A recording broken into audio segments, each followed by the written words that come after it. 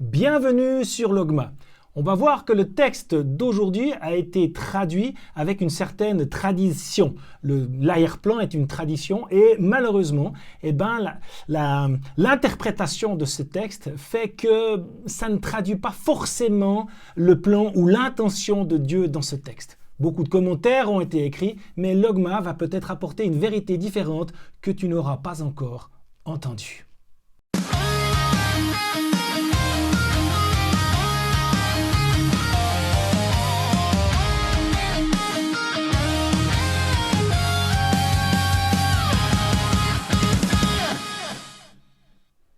Aujourd'hui, nous allons décortiquer Jean 15. Jean 15, c'est le texte de la vigne, du vigneron. Pour nous qui sommes dans une région viticole, ça nous parle d'autant plus. Et surtout, ce texte de Jean a été écrit par le disciple Jean, ce disciple que Jésus aimait, que Jean aimait beaucoup. Tout est basé dans l'amour et justement, on va voir l'amour de Dieu dans ce texte qui parfois a eu des traductions un peu différentes, vous verrez, selon ta version de Bible. Je pense que d'abord, comme chaque fois quand on ouvre la Bible, Dieu me parle et c'est bon de prier juste avant pour que le Saint-Esprit nous inspire et nous guide durant tout ce temps qu'on va passer ensemble. Merci Seigneur pour ce temps privilégié qu'on peut passer avec toi à lire ta parole, à se laisser enseigner. Seigneur, merci pour ton Saint-Esprit, ce doux conseiller qui vient nous dire à l'oreille, qui vient nous dire dans nos pensées et nous permettre d'interpréter, de comprendre quelle est la destinée, qu'est-ce que tu veux qu'on retienne de ce texte aujourd'hui avec toi. Au nom de Jésus, Amen. Amen.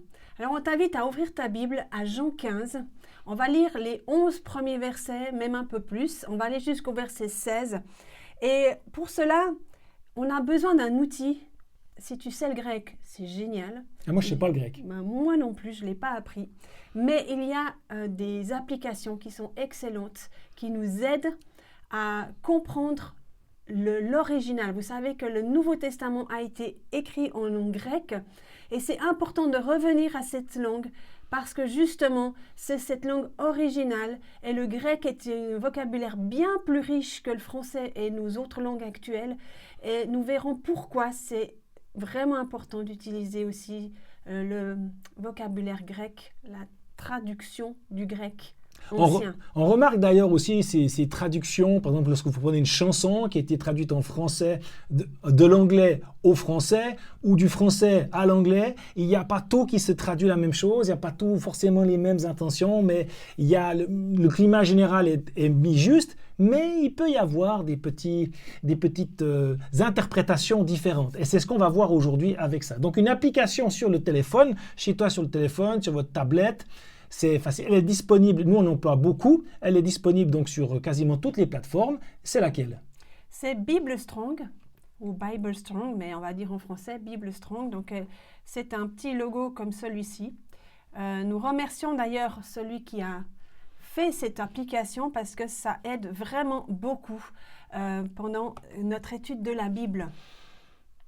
Alors, on peut sélectionner chaque verset et on peut leur demander le lexique. Et chaque mot est expliqué en grec, est traduit en grec et repris de la langue originale. Donc, on va commencer avec le verset 1. Tout simplement, c'est l'introduction que Jésus donne. C'est Jésus qui parle et surtout, on va remettre ce texte de Jean 15 dans son contexte.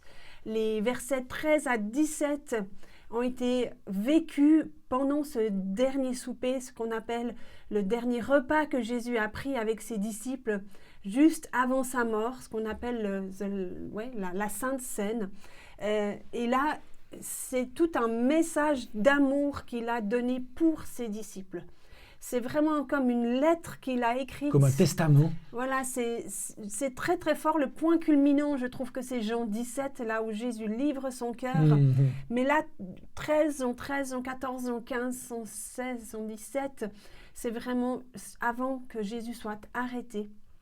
Et on va lire ce passage. On pense aussi que l'apôtre Jean a écrit, c'est aussi celui qui parle le plus, et on dit souvent le mieux, de l'amour Vraiment, c'est vraiment, si on veut vraiment comprendre l'amour de Dieu pour l'humanité, pour les hommes et femmes, c'est Jean qu'il faut lire. Et ça tombe bien parce que ce texte-là parle énormément d'amour.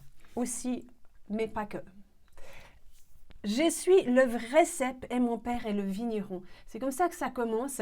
Donc, on voit déjà que Jésus, il affirme, je suis le vrai cep, je suis le vrai, c'est le réel, le vrai, qui est dérivé de la vérité, bien entendu. Et mon père est le vigneron. Donc là, on a déjà le cadre, on sait que le cep est important, que le père est vigneron est important. Un vigneron sans cep n'est pas un vigneron, mais un cep sans vigneron, il va pas bien produire du fruit. Il reste sauvage. Et aussi, c'est aussi intéressant de dire que ces fameux « je suis le cep, je suis la porte », c'est ce que dit Jésus. Et ce « je suis le cep », c'est la 7e parole, c'est le 7e « je suis » dans Jean. Donc, tout de suite au verset 2, on entre, on va dire, dans ce vif du sujet où la traduction n'a pas été toujours facile et toujours aisée dans les versions que nous avons, en tout cas en français. Tout sarment qui est en moi et qui ne porte pas de fruit, il le retranche. On va déjà prendre cette partie-là. Donc, tout sarment, n'importe quel sarment, tous les sarments, c'est le mot, chaque sarment. Le sarment, donc, c'est la branche du cep qui est en moi. Donc, Jésus, il dit, cette branche, elle est fixée à moi qui suis, tout à l'heure, il vient de dire, je suis le vrai cep. Donc, cette branche, elle est en Jésus. Mais il y a un problème, elle ne porte pas de fruits. Et on va voir plus tard le mot fruit, qu'est-ce que ça va être. Mais on ne va pas en parler tout de suite. Mais on va s'attarder sur « il le retranche ». Dans certaines versions, c'est « retranche » ou certaines versions utilisent « il le coupe ». Même dans une version, j'ai même « il le jette », il le coupe et il le jette. Mais si on prend le mot grec, c'est le mot « airo ». Et ce mot qui veut dire élever, soulever depuis le sol, élever les mains ou sortir un poisson de l'eau. Ou, voilà, c'est quelque chose qu'on prend d'en bas et qu'on lève. Donc là, qu'est-ce qu'on apprend? Cette branche, ce sarment est uni à Jésus, mais ne porte pas de fruits. Ça peut arriver que tu aies une saison. Tu es en Christ, tu crois en Jésus, tu aimes Jésus, mais tu as une saison difficile où tu ne produis pas de fruits. Et certaines versions pourraient croire que vu que tu présentes pas de fruits, le vigneron te coupe et puis tu es séparé de Jésus. Et on te jette. Parce que si tu ne produis pas de fruits, tu n'es bon qu'à être jeté. Mais en fait, c'est pas ce que ça veut dire le texte. Quand on sait que Dieu est amour et que ce sarment, il est en Christ, il est en Jésus, eh bien, le vigneron, quand il voit la branche qui est par terre, qui est sur le sol, en fait, cette branche, elle est tombée, sous son poids peut-être, et elle ne produit plus rien. Pourquoi? Parce qu'elle adhère à la terre. Il n'y a pas d'espace pour que les fruits puissent être produits. Elle est aussi pas forcément au soleil. Lumière, voilà. Ouais. Donc, ce que fait le vigneron, il prend délicatement cette branche. Et je ne pense pas qu'à l'époque, il y avait déjà les fils, mais nous, on peut bien s'imaginer que le vigneron puisse attacher cette branche à un fil pour l'aider à se maintenir élevé. Pourquoi la suite, Jésus dit, et tout sarment, donc la même chose, tout sarment qui porte du fruit, il l'émonde. Et là, le mot émonder, nous on peut bien comprendre là quand même dans le vocabulaire, on va dire viticole, c'est le mot kat airo, donc c'est juste, ça ressemble à airo, mais kat airo. Et dans cette version, c'est expliqué que ce mot veut dire nettoyer, enlever les impuretés. Et métaphoriquement, ça veut dire supprimer la culpabilité. C'est aussi un terme qui est super important parce que parfois, on porte du fruit, mais on aimerait en porter plus justement parce que c'est le but, c'est afin qu'il porte plus de fruits. Dieu veut que nous produisions du fruit et beaucoup de fruits. Alors c'est là qu'on a parlé en introduction que la tradition ou l'environnement fait que la traduction a été un petit peu, pas mal faite, mais a été influencée par cette tradition. Donc en effet, normalement un vigneron ou un paysagiste ou n'importe quoi, dès qu'il voit une branche qui n'est pas un peu chétive ou qui n'est pas bonne, eh ben on va la couper pour Favoriser les autres. pour favoriser celles qui sont bien et qui sont en bonne santé. Mais là, Jésus vraiment apporte, justement, c'est souvent comme ça avec Jésus, il apporte une dimension différente, il apporte quelque chose de différent, parce que dans le royaume de Dieu, il y a plein de choses qui ne fonctionnent pas forcément dans la même logique que nous avons ici sur terre.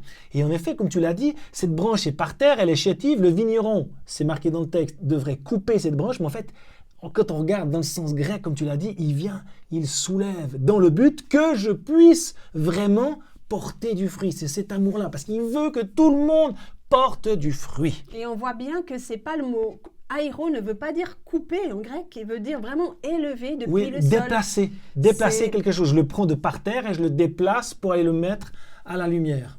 Donc là, le but aussi, c'est tout simplement qu'il porte du fruit. Il l'émonde, ça veut dire que émonder, ça veut dire se débarrasser des choses qui nous empêchent d'être plus productifs. Et je crois que dans nos vies, on n'a pas besoin de s'examiner longtemps pour reconnaître que des fois, on perd du temps, on est pris par des choses qui nous pompent de l'énergie et qui nous empêchent de vraiment être pleinement en Christ pour porter beaucoup de fruits. Mais le but vraiment du vigneron, c'est normal, c'est que son sarment porte encore plus de fruits.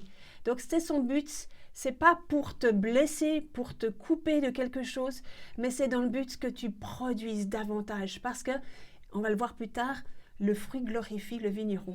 Et comment est-ce qu'il émonde ? En fait, c'est par le Saint-Esprit. Il ne vient pas te donner des épreuves ou te donner des difficultés supplémentaires ou quoi que ce soit. Il vient justement t'inviter.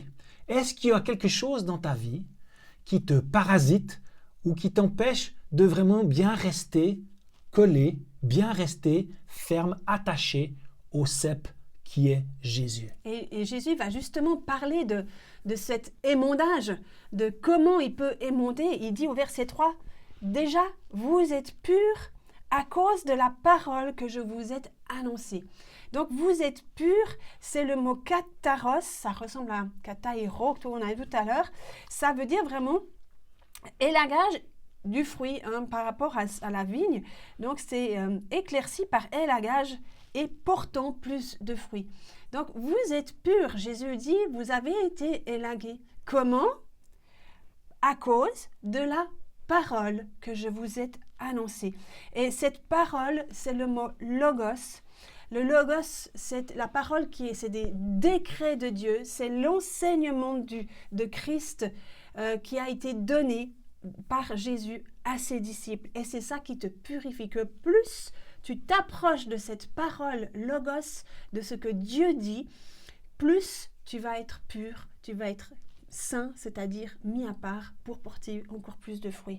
En quelque sorte, c'est si je reste attaché à Jésus, c'est-à-dire en lisant sa parole, comme nous le faisons maintenant, c'est comme la sève qui passe du cep et qui va dans le sarment ou du tronc et qui va dans les branches. Simplement, c'est des termes différents pour la vigne.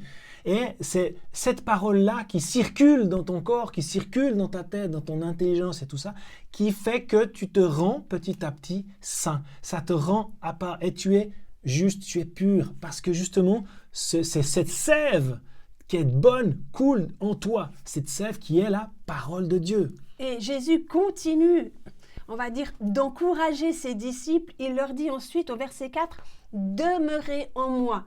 C'est une injonction, c'est un verbe à l'impératif, demeurer en moi. Et ce verbe demeurer, il vient de meno. Et là, vous voyez, on a sélectionné demeurer et il se trouve 3 fois dans ce verset. Une fois, il était traduit par attaché, ce qui n'est pas faux, mais demeurer est quand même plus fort, parce que c'est rester, c'est être continuellement en présence de. C'est pas juste jeter un petit coup d'œil aux enseignements, c'est demeurer. Demeurer en moi, dit Jésus, et moi, je demeurerai en vous. Voilà une belle promesse. C'est que si nous, on décide de demeurer en Christ, lui va demeurer en nous. Donc, c'est cet échange de sarment qui demeure dans le cep et le cep se déverse dans le sarment. C'est naturel, en fait. La sève va l'un comme dans l'autre, ça circule. Et il dit la suite, comme le sarment ne peut de lui-même porter du fruit s'il ne demeure attaché ou s'il demeure au cep. Donc, on voit que là, c'est une conséquence. Si on est attaché à ce cep, on va pouvoir porter du fruit parce qu'un sarment tout seul ne porte pas de fruit. C'est logique, mais Jésus aime préciser les choses aussi de la logique. Il doit demeurer au cep, il doit rester attaché à ce cep pour produire du fruit. Ainsi, vous ne le pouvez non plus si vous ne demeurez en moi. Donc, il précise vraiment qu'on ne peut rien faire, on ne peut rien porter de bon de fruits, n'importe quoi, si on n'est pas en Christ, en lui. Donc, en effet, le cep reste attaché, quand le sarment reste attaché au cep, cette sève qui est la parole de Dieu coule de l'un à l'autre et de l'autre à l'un. Il y a vraiment cet échange qui se passe, qui se fait aussi par le Saint-Esprit, cette discussion qu'on a avec le Saint-Esprit, mais surtout en lisant sa parole, parce que j'aime Jésus, j'aime le Seigneur et je veux lire sa parole. Et c'est cette parole, cette sève qui vient et qui entre en moi et qui fait son travail. Et parce que je lis sa parole, je vais donc pouvoir porter du fruit, normalement, parce qu'il n'y a pas d'autre issue possible, on le verra plus tard, mais aussi je peux porter que du bon fruit si c'est la bonne sève qui coule en moi. Jésus continue, c'est un bon pédagogue, Yes. Jésus. Et il redit au verset 5, « Je suis le cep ». Il le répète, parce que les choses répétées, c'est des choses qui sont assurées en Christ. Vous êtes les sarments. Donc il redit les choses et il ajoute que précisément, nous sommes ces sarments. Comme ça, il n'y a pas de doute sur les images, qui est qui et qui est quoi. Celui qui demeure en moi et en qui je demeure, donc il répète de nouveau les choses, porte beaucoup de fruits. Car sans moi, vous ne pouvez rien faire. Donc ce verset, c'est un peu une répétition d'avant, mais il précise ici qu'il ne porte pas seulement du fruit, mais il porte beaucoup. Et ce mot « beaucoup », c'est « polus », qui veut dire vraiment un grand nombre, beaucoup, une grande quantité. Parce que ce thème de beaucoup, c'est quelque chose qu'on retrouve beaucoup justement dans le Nouveau Testament, parce que Dieu, c'est le Dieu de l'abondance. Il aime les choses en abondance. Il aime quand on produit beaucoup de bonnes choses. Dieu ne vit pas sur la retenue. Je te donne un peu, puis je verrai bien si tu arrives à faire. Non, il est vraiment dans le beaucoup. Il est très généreux. Il nous veut en bonne santé. Il ne nous veut pas plus ou moins en santé. Il nous veut en bonne santé. Il veut qu'on ait la vie et la vie en abondance. C'est toujours ça. Il y a beaucoup. Il y a des bénédictions qui se renouvellent chaque jour. C'est inépuisable. Dieu est bon et toujours bon. Et malgré ce qu'on pourrait croire dans le début du texte, comme on revient, eh bien Dieu, il est tellement bon qu'il vient te prendre et te relever dans le but que nous portions tous du fruit et beaucoup de fruits. Et là, au verset 6, on arrive justement à cette confusion peut-être qu'on a eue avec ce sarment qui ne produit pas de fruits. Parce que là, maintenant, c'est marqué « si quelqu'un ne demeure pas en moi ». Il y a cette négation, ce sarment, parce qu'on a bien dit que Jésus est la vigne et nous sommes les sarments. Si quelqu'un ne demeure pas en moi, il est jeté dehors comme le sarment et il sèche. Puis on ramasse les sarments et on les jette au feu et ils brûlent. Pourquoi il précise ça? Là, on voit bien que le sarment, il n'est pas demeuré au cep. Il n'est pas en Jésus. Il s'est détaché. On ne sait pas pourquoi, mais c'est bien marqué, si quelqu'un n'est pas en moi, il est jeté. Et jeter, c'est le mot balo, ça veut dire comme on utilise ce même terme pour expulser les démons, c'est jeter dehors, c'est assez fort comme terme. Dehors, c'est extra des murs, c'est vraiment en dehors de la famille, comme on pourrait dire, en dehors du lieu de production. Et c'est une conséquence, le sarment, quand il n'est plus attaché au cep, il sèche parce qu'il n'a plus la sève qui coule en lui. Et on va le ramasser pour pas que ça traîne par terre, on va dire, mais là, c'est plus dans le sens qu'on va le relever. Il est détaché, ce sarment. Et on le jette au feu. Et il brûle. Parce qu'on sait que le cep, c'est des très bons combustibles pour faire des bons feux. Au moins, il produit plus de fruits, mais il peut produire du feu. Mais là, on a une image des gens qui, à la fin des temps, quand il y aura ce jugement, il y a un moment donné, ceux qui n'ont pas été attachés au cep, qui ont refusé de se demeurer dans Christ, eux, ils vont être jetés dans le feu éternel de l'enfer. Mhm.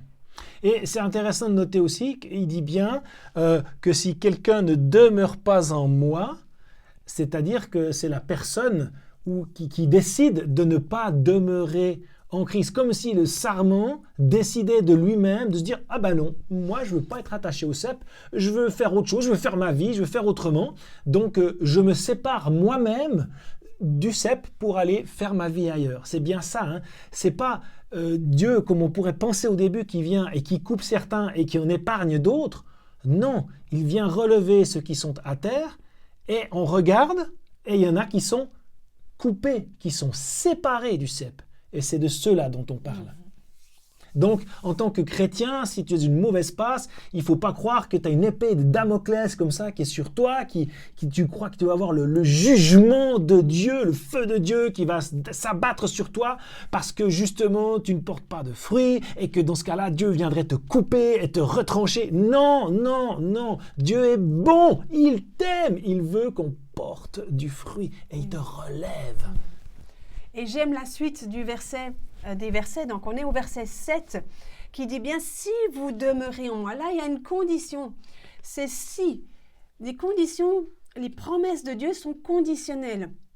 Et là, on va voir qu'il y a une promesse qui va suivre. « Si vous demeurez en moi », donc c'est toujours ce verbe « meno » qui veut dire vraiment rester longtemps, demeurer tout le temps en Jésus, et que mes paroles demeurent en vous. Cette fois, Jésus, il ne met pas juste « moi si vous demeurez en moi », mais que mes paroles. Et là, cette fois, le mot parole, ce n'est pas logos comme tout à l'heure, qui était plutôt les enseignements, les décrets de Dieu.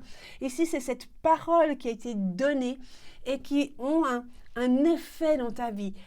C'est une parole qui se révèle à toi. Les paroles que Christ donne, elles commencent à devenir vie en toi. Ce n'est pas juste une parole émise, mais cette parole, elle vient et travaille ton cœur. Et c'est ça, Jésus vient chercher, il se dit, c'est mes paroles, ces paroles-là qui produisent quelque chose. Elles demeurent en vous. C'est écrit « Demandez ce que vous voudrez et cela vous sera accordé ». Et demander, on va de nouveau regarder le mot, en grec c'est le mot « aiteo » qui veut dire « demander », oui, mais prier, appeler à, implorer, désirer, exiger même. Exiger. On pourrait se dire « Oh, c'est un peu gonflé quand même d'exiger quelque chose à Dieu alors qu'on n'est que des sarments et que lui c'est le vigneron, c'est lui qui décide ». Mais au fait, Dieu nous aime tellement qu'il dit « Mais si mes paroles, si tout ce que j'ai dit, tu demeures en elles, c'est-à-dire que tu es trempé dedans, quoi. Tu es environné de la parole de Christ. Et bien, tu peux demander ce que tu veux, tu peux exiger ce que tu veux, et cela te sera accordé. Le mot accordé, c'est le mot ginomai, qui veut dire venir à l'existence, appeler à l'existence. Ça me fait penser à Romains 4, 17 qui dit que Dieu appelle à l'existence les choses qui ne sont pas comme si elles étaient. Donc Jésus nous dit qu'on peut demander ce que nous voulons et cela viendra à l'existence, cela paraîtra dans nos vies, se réalisera, même, on y a même le terme miracle, ce qui a été réalisé. Alors, pour demeurer, donc, je dois lire la parole de Dieu. Pour demeurer en Christ, comment je demeure en Christ? C'est en lisant ses enseignements, donc en lisant la parole de Dieu. Et si je lis la parole de Dieu, je peux demander donc ce que je veux. Oui. Donc, Seigneur, j'aimerais un hélicoptère. Si tu veux. Si tu as la foi pour l'hélicoptère, il te l'accorde. Oui, mais aussi, c'est dans quel but je demande l'hélicoptère? Est-ce que c'est moi pour vous avez vu les gars, moi j'ai un hélicoptère, je suis riche, je suis grand parce que moi j'ai un hélicoptère, ça me met en avant? Ou est-ce que l'hélicoptère, il sera vraiment utile parce que c'est quelque chose, c'est un appel que je reçois de Dieu, parce que je lis cette parole et tout à coup, il y a quelque chose dans ma vie qui fait que, mais si j'avais un hélicoptère, je pourrais ceci, cela. Seigneur, j'ai besoin d'un hélicoptère pour accomplir ta mission. Et là, Dieu pourvoit. Et d'ailleurs, la suite de ces versets, on est toujours invité à demeurer justement en Jésus, dans la parole, à être purifié par la parole et à demeurer dans ces rémas de Dieu, si vous portez beaucoup de fruits. En même temps, ceci veut dire afin que. C'est pas si peut-être, c'est pas une condition ici, c'est demande ce que tu veux afin que tu portes beaucoup de fruits. Et là, ce mot beaucoup, c'est de nouveau le mot polos, comme on a vu tout à l'heure. C'est le désir du Père, de nouveau, c'est que nous portions beaucoup de fruits. Pourquoi? Parce que c'est ainsi que mon Père sera glorifié et que vous serez mes disciples. Donc, c'est un cep. Vous imaginez un vigneron qui fait un concours voilà, avec sa vigne, il la présente en concours. Il va gagner si ces sarments ont des magnifiques grappes de raisin avec des fruits qui sont gros, qui sont juteux, qui sont dorés à sont souhait, juste parfaits. On a juste, voilà, ça nous attire ces fruits et le vigneron va gagner le prix parce que ces fruits sont magnifiques. Donc là, glorifier, le terme glorifier, ça vient de doxazo. Donc ça, c'est la gloire, c'est vraiment rendre des honneurs, c'est magnifier, célébrer. Donc là, nos fruits, nos bons fruits que nous allons porter vont glorifier le Père et nous serons les témoins. Donc les disciples, ça veut dire que être disciple, ça veut dire porter beaucoup de fruits. Et comment est-ce que je peux donc porter beaucoup de fruits? Parce que alors ça veut dire que je dois commencer à compter, c'est quoi? Qu'il y a peut-être des fruits qui sont peut-être meilleurs que d'autres, il y a peut-être des choses qui sont meilleures que d'autres. Comment est-ce que je fais pour savoir en fait si je porte vraiment du bon fruit? Jésus, il continue, on va continuer le texte parce qu'il est un pédagogue. Et en fait, il répond d'avance à mes questions. Toujours. Verset 9, comme le Père m'a aimé, je vous ai aimé. Déjà, voilà, Jésus, il vient dans cet amour du Père. Donc là, souvenez-vous, on parle d'un vigneron et là, il parle d'amour. Peut-être qu'on se dit, ça n'a rien à voir, mais en fait, il y a tout à voir. C'est de nouveau, et il dit, demeurez dans mon amour. Et l'amour ici, c'est le mot agapao. C'est Jésus, il est le agapetos, on va dire, le bien-aimé de Dieu. Et lors de sa première, on va dire, sortie public, Jésus, lors de son baptême, il y a eu cette voix du Père qui dit « Celui-ci est mon Fils bien-aimé, en qui je mets toute ma joie. Et ça, c'est ce même terme. Le Père m'a aimé et je vous ai aimé, dit Jésus à ses disciples. Amen. Le même amour, en fait, cet amour, il coule du Père en Jésus, de Jésus dans les disciples. Et Jésus, il dit bien « Demeurez », c'est de nouveau ce mot « meno », qui « Demeurez dans mon amour ». Et c'est parce que si tu es dans l'amour de Dieu, tu vas produire du fruit. Parce que Dieu, il fait que des bonnes choses. Il produit que des bonnes choses. Et Dieu est amour. Ben oui, c'est naturellement aussi, c'est la même chose, c'est logique. Le sarment est attaché au cep.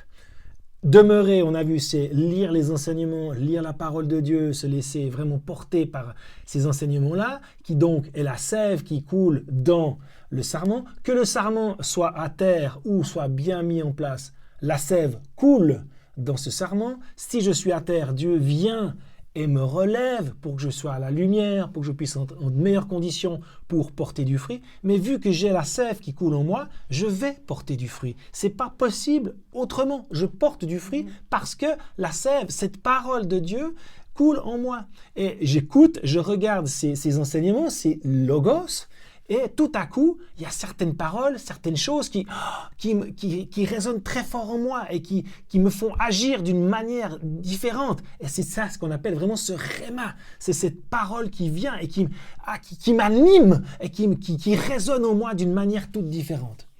Et on va continuer. Jésus, il ne s'arrête pas là, verset 10. Si vous demeurez, là c'est de nouveau, c'est une condition. Dans le cas que vous gardez mes commandements. Le mot garder, c'est le mot théréo. Et c'est garder, c'est pas juste comme on garderait un petit chien puis qu'on jette de temps en temps un coup d'œil. Surveiller quoi. C'est vraiment s'occuper soigneusement, prendre soin d'eux. Et c'est vraiment observer. On pourrait dire aussi comme chérir, si vous chérissez, mais c'est ça, vraiment prendre soin, alimenter, enfin tout ça qui est vraiment... il y a toujours cette relation d'amour qu'il y a dans garder.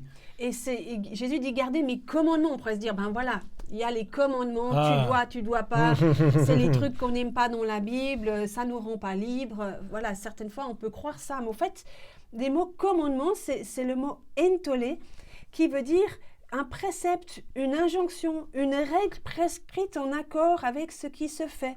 C'est un précepte relatif à une fonction, en raison de la fonction de la personne. Donc, ce n'est pas des règles sans queue ni tête, c'est des prescriptions que Jésus nous donne pour demeurer dans cet amour, pour qu'on puisse produire ce fruit. En fait, ce Jean 15, c'est un mode d'emploi, de production de bons fruits. Et comme je lis cette parole, ça ne peut faire que du bon fruit. C'est même des déductions logiques. Plus je lis la parole, plus je me fais imbiber, plus je vais porter ce fruit-là, plus je vais obéir à ses commandements. Mais en fait, c'est des déductions logiques de ce qui se passe. C'est même plus des commandements, c'est parce que j'aime que je fais. D'ailleurs, c'est si vous gardez mes commandements, vous demeurez dans mon amour. Les commandements et l'amour de Dieu, ils ne forment qu'un en fait. Les commandements, c'est l'amour. Et vice-versa, et l'amour sont des commandements, sont des préceptes. Parce qu'on sait aussi qu'un parent, un papa, une maman qui aime son enfant, il ne va pas le laisser aussi faire n'importe quoi, il va mettre des règles en place pour le protéger, pour lui montrer combien il l'aime. Et Jésus, il précise aussi de même que j'ai gardé les commandements de mon Père et que je demeure dans son amour. Il nous montre l'exemple. Voilà, exactement. Ça veut dire que si Jésus l'a fait, eh ben nous, on peut le faire. Parce que Jésus, il a dit que vous ferez les mêmes choses que moi, et même des plus grandes. Oui, mais attends, mais Jésus, c'est le Fils de Dieu. Attends, c'est quand même bien possible. C'est facile pour lui. Mais on Jésus, oublie. Il avait ce même Saint-Esprit. Il nous a fait cadeau du Saint-Esprit. Il a dit, il est avantageux que je m'en aille parce que je vais vous laisser le Saint-Esprit, c'est celui qui a inspiré la parole, c'est celui qui a créé le monde, c'est celui qui a ressuscité Christ d'entre les morts, il habite en nous. Et même dans 1 Jean 4,4, c'est dit que celui qui habite en nous est bien plus grand que celui qui habite dans le monde.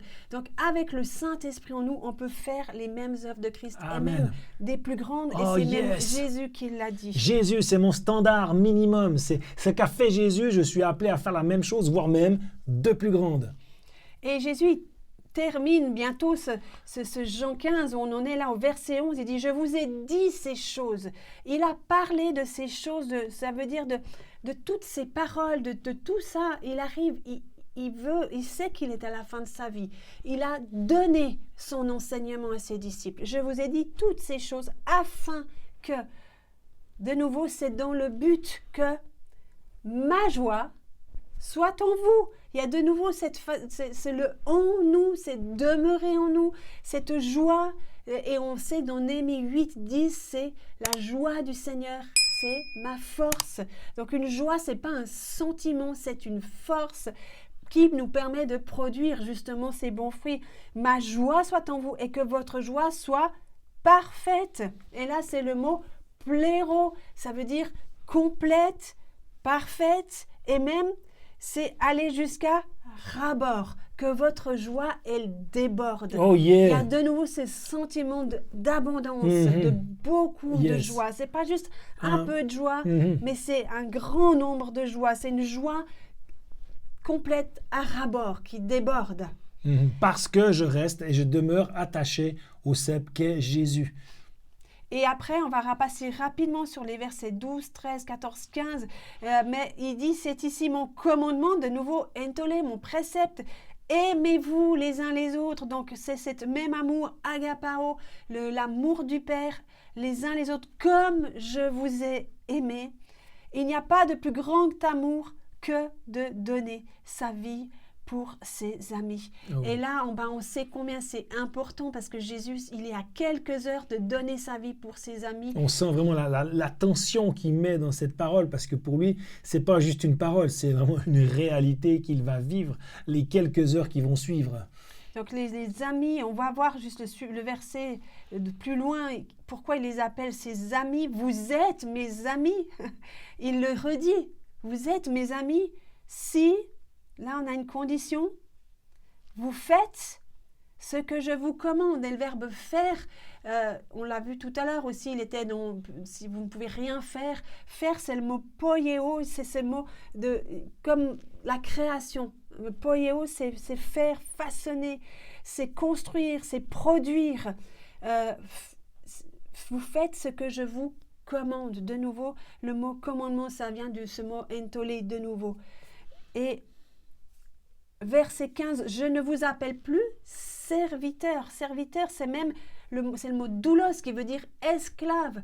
Donc, si vous avez suivi Luc 15, la parabole des 2 fils, il y avait ce fils aîné qui se prenait pour un serviteur, ce doulos, mais il voulait justement le père qu'il devienne un fils, même un ami, parce qu'on n'est plus des serviteurs qui ne savent pas, parce qu'il dit le serviteur ne sait pas ce que fait son maître, mais je vous ai appelé amis parce que je vous fais connaître tout. Il nous fait connaître tout ce que j'ai appris de mon Père. Donc Jésus l'a livré, son enseignement. Il l'a fait, c'est bon, il est complet.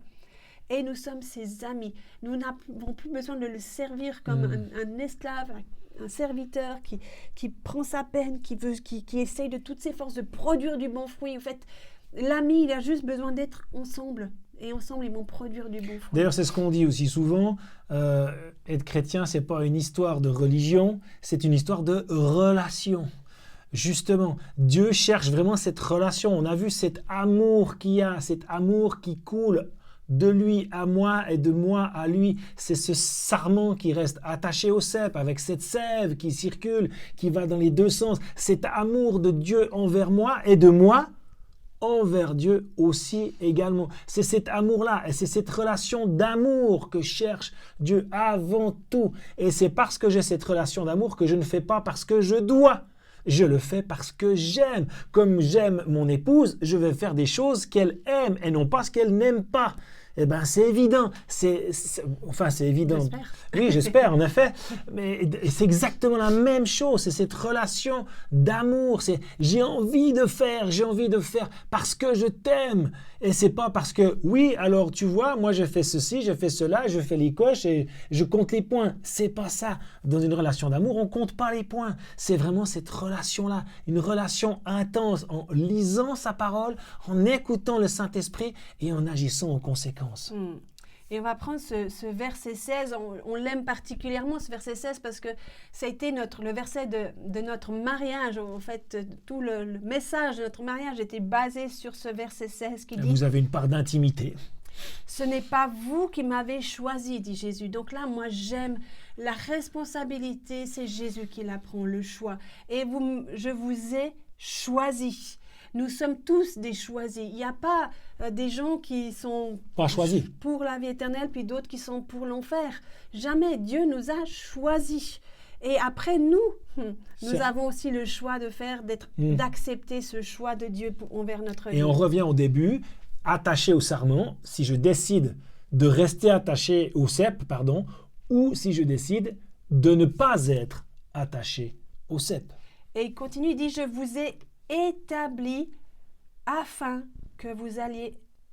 Donc, il nous a établis, c'est-à-dire il nous a mis en place, il nous a destinés. Il nous donne une destinée, le Père. Ça, c'est tellement beau. Yes. Il nous destine pour que nous allions. Donc, il y a le mouvement. C'est pas quelque chose de statique, de demeurer en Christ. On pourrait croire, oui, je demeure, puis je reste comme ça dans ma maison à rien faire. Non, en fait, que vous alliez et que vous portiez du fruit et que votre fruit demeure de nouveau. Il y a ce fruit qui doit être tout le temps là, tout le temps, il demeure. C'est pas un fruit qui arrive de temps en temps, c'est un fruit qui demeure. Afin que de nouveau, il y a cette suite logique, afin que ce que vous demanderez, de nouveau le mot aïthéo, au Père en mon nom, dit Jésus, il vous le donne. Parce qu'il sait que si on demande quelque chose selon la volonté du Père, selon ce qu'on vient de voir, de demeurer dans son amour, ça, c'est pour produire du bon fruit. Parce que le but de recevoir du Père, c'est qu'il y ait un fruit qui soit bon, qui glorifie le Père, qui soit un fruit, excellent fruit. On remarque d'ailleurs en lisant les textes bibliques souvent lorsque on lit les textes, il faut être attentif aux répétitions, aux mots qui se répètent, aux situations qui se répètent, parce que ça peut donner un sens. Et là, le sens est très clair. Il y a porter du fruit qui intervient souvent. Il y a le verbe demeurer qui revient aussi souvent. Il y a aussi la notion de l'amour qui revient souvent et porter du fruit. Et c'est toutes ces choses-là mises ensemble qui font que justement on porte du fruit et on porte du bon fruit et on porte beaucoup de fruits. Et si je suis à terre, c'est pas parce que je suis incapable ou que je suis bon à rien, ça n'est pas vrai. Je ne suis pas bon à rien parce que Dieu croit en moi. Il croit tellement en moi qu'il prend et il me relève parce qu'il sait que je suis appelé à porter du fruit parce que je reste attaché au cep. Et on peut voir dans 1 Jean 3, 6, c'est comme une confirmation de ce qu'on va voir. Donc, c'est de nouveau le même auteur de Jean, qu'on vient de lire de Jean 15, qui dit « Celui qui demeure en lui ne pêche pas. » Si tu demeures en Christ, tu ne pêches pas. Donc, c'est-à-dire cette branche qui ne produit pas de fruits, elle est en Christ, elle ne pêche pas. Simplement, c'est un état que momentanément, cette branche ne portait pas de fruits et que Dieu nous élève pour qu'on puisse porter ce fruit. Il y a plusieurs fois, vous pourrez parcourir ce mot « meneau » dans l'évangile de Jean ou dans les épîtres de Jean. C'est tellement fort, celui qui demeure en Dieu. Il demeure, il devient vraiment le disciple de Christ. Et c'est quoi qu'on a dit? C'est quoi alors produire du fruit? On a Galates 5, 22 qui nous parle de ce fruit qui est l'amour, la joie, la paix, la patience, la bonté, la bienveillance, la douceur, la maîtrise de soi. Donc il y a 9 facettes de ce fruit. Et c'est vrai que si on se dit, mais par moi-même, si je veux produire tout ce fruit, ça va être impossible, comme l'a dit Jésus. Mais en Christ, avec la sève de Christ, du cep qui coule en moi, je vais produire naturellement l'amour, la joie, la patience. Je vais produire cette joie. Et jusqu'à ce que ces fruits glorifient le Père. Parce que si tu arrives et que tu portes tout ce bon fruit d'amour, de joie, de paix, de patience, tu vas entrer dans un lieu qui est chargé de tristesse, de lourdeur. Et toi, tu arrives avec ta joie, ton amour, ta paix, ta bienveillance. Les gens vont se dire, mais tu dégages quelque chose qui n'est pas comme les autres. Comment ça se fait que tu sois tout le temps comme ça? Parce que je suis enthousiaste. Ça veut dire, enthousiaste vient du grec, veut dire Dieu en moi. J'ai Dieu en moi qui m'aide à produire ce bon fruit et qui glorifie le Père parce que ça, on va pouvoir témoigner de l'amour du Père qui est en nous.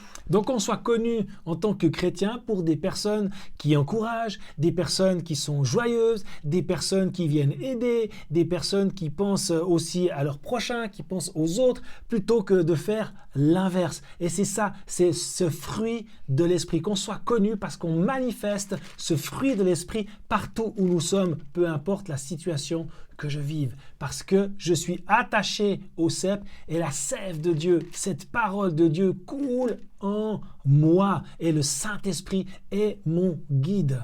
Et on aimerait juste terminer pour bien expliquer que le sarment qui est en Christ mais qui ne produit pas de fruits n'est pas coupé comme on peut lire dans certaines versions. On va juste voir quand est-ce qu'il est coupé, ce fruit. C'est vrai que dans certains passages de la Bible, on parle de couper les branches. Et on va voir dans Matthieu 7. Voilà, on va prendre Matthieu 7. Et il nous parle là, le contexte de Matthieu 7, c'est un contexte très religieux où les gens, c'est les pharisiens, viennent poser des questions à Jésus et tout ça. Et c'est des gens qui sont faux. On appliquera la mesure dont vous vous serez servis pour mesurer les autres. Hypocrite au verset 5. Gardez-vous de donner aux chiens ce qui est sacré. Donc là, Jésus, il parle assez fort à des gens. Et plus loin, au verset, justement, on va entrer au verset 15 qui nous dit « Gardez-vous des faux prophètes. Lorsqu'ils vous abordent, ils se donnent l'apparence d'agneaux, mais en réalité, ce sont des loups féroces. » Donc, on voit que c'est des gens qui sont dual. Hein, ils montrent certaines choses extérieurement, mais à l'intérieur, ils ne sont pas la même chose. Ouais, c'est du fake, quoi. Voilà. Et c'est marqué au verset 16, vous les reconnaîtrez à leurs fruits. On parle de nouveau de ce fruit. Vous les reconnaîtrez. Qu'est-ce qu'ils produisent? Est-ce qu'ils produisent l'amour, la joie, la paix, la patience? Non. Ils ne vont pas produire ça s'ils sont à l'intérieur. Ils sont des loups féroces. Mhm. Est-ce que l'on cueille des raisins sur des buissons d'épines ou des figues sur des ronces? Là, on voit le raisin de nouveau. C'est pas possible de trouver du bon fruit sur une plante épineuse comme C'est c'est une marqué. apparence de bon fruit, mais ça n'en est pas. Ainsi, verset 17, un bon arbre porte de bons fruits. Amen, c'est ce qu'on a vu. Amen. Yes. Un mauvais arbre produit de mauvais fruits. C'est logique. Bah oui. Un bon arbre ne peut pas porter de mauvais fruits. Bah oui. Ah, C'est voilà. logique aussi, mais ça vaut Se la peine de réattacher, préciser. Voilà. Et, ni un mauvais arbre de bons fruits d'ailleurs. Tout arbre, verset 19, qui ne donne pas de bons fruits est arraché et jeté au feu. Et là, le mot arraché et jeté au feu, c'est le mot ekopto, ou aussi déraciné, ekrizo, mais je sais plus, c'est plutôt le mot ekopto ici qui est utilisé, oui.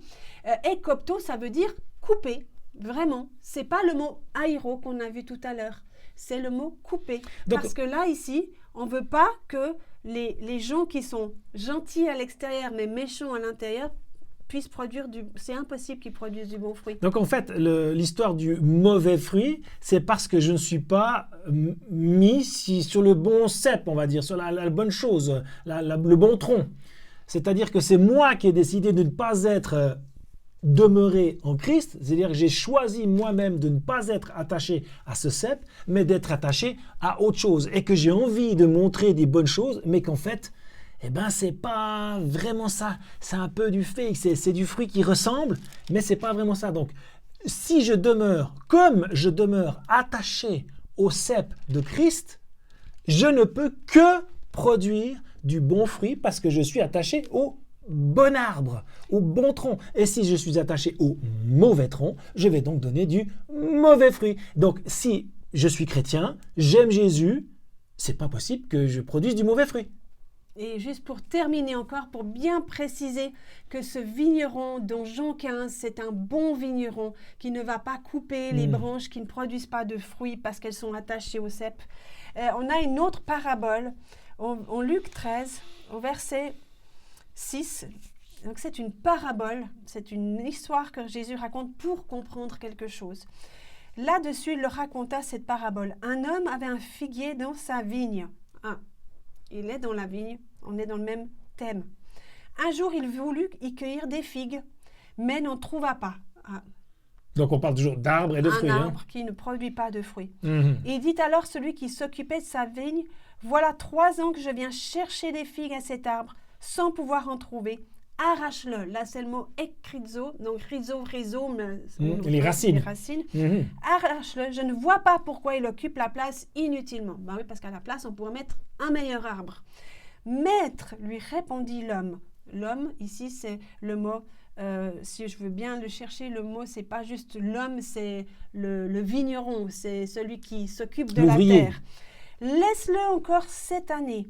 Je bêcherai encore la terre. Donc, ça veut dire qu'il va s'occuper de bêcher, de creuser la terre autour. Et j'y mettrai du fumier, je mettrai de l'engrais. Je vais m'en occuper particulièrement. Je vais tout faire. Pour que cet arbre produise du fruit. Parce que c'est pas normal. C'est un bon arbre.